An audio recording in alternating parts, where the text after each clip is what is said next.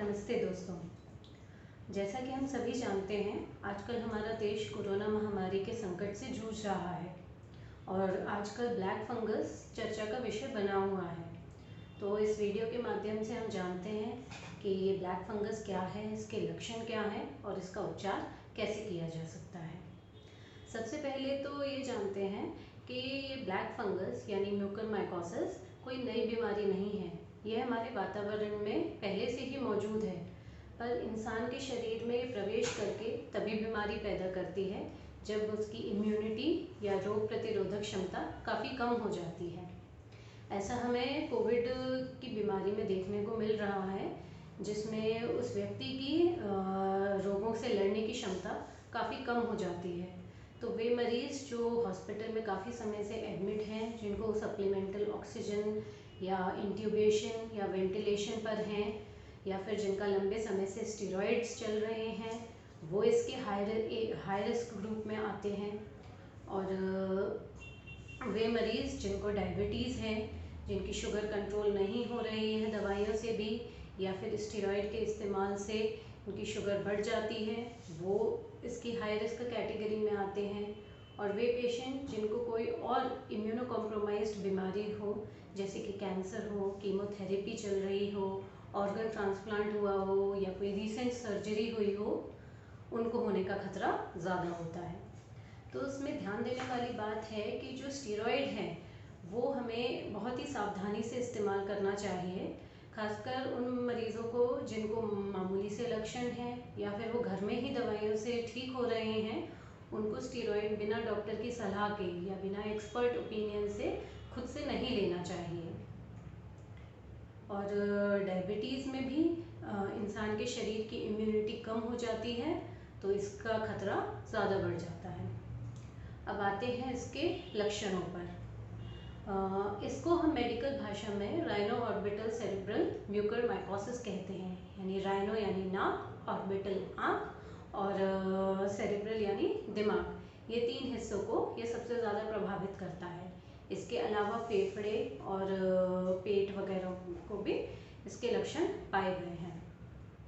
तो शुरुआती दौर में इसमें नाक और पैरानेजल साइनस का सबसे पहले इन्वॉल्वमेंट होता है, जिसमें से चेहरे के किसी भाग में सूजन आना, दर्द होना, उसका रंग फीका पड़ना, या फिर नाक बंद हो जाना, जुकाम होना, नाक की त्वचा लाल पड़ना, उसमें पपड़ी जमा होना, नाक से पानी, गंदा पानी या फिर काला या हरा पानी आना, और मसूड़ों का ढीला होना, दांत ढीले होना, मुंह के अंदर कोई काला निशान या काला धब्बा आ जाना, मसूड़ों में पस जमा होना, ये सब शुरुआती लक्षण हैं।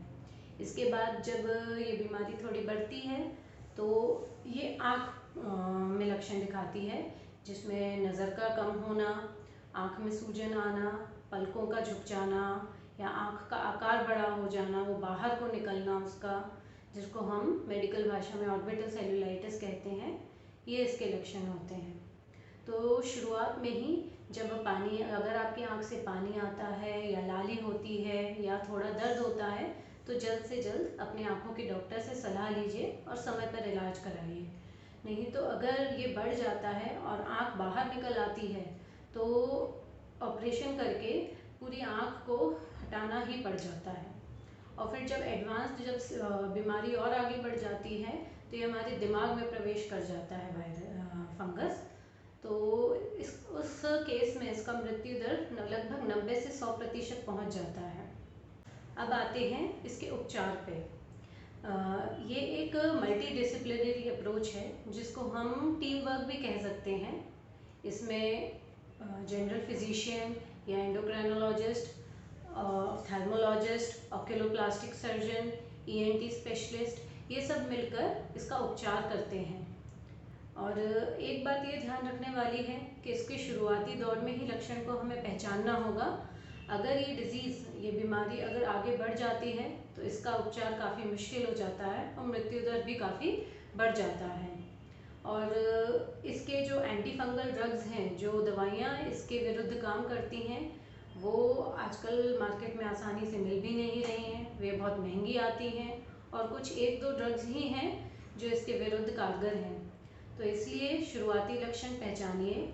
अगर आपको डायबिटीज़ है या कोई इस तरह की और शरीर की बीमारी है तो अपना ध्यान रखिए, शुगर टाइम से अपनी चेक कराते रहिए। और अगर आपको डायबिटीज़ नहीं भी है तो भी आप टाइम से अपनी शुगर चेक कराइए, क्योंकि शुरुआती समय में अगर पता चल जाएगा तो समय से इलाज मिल जाएगा।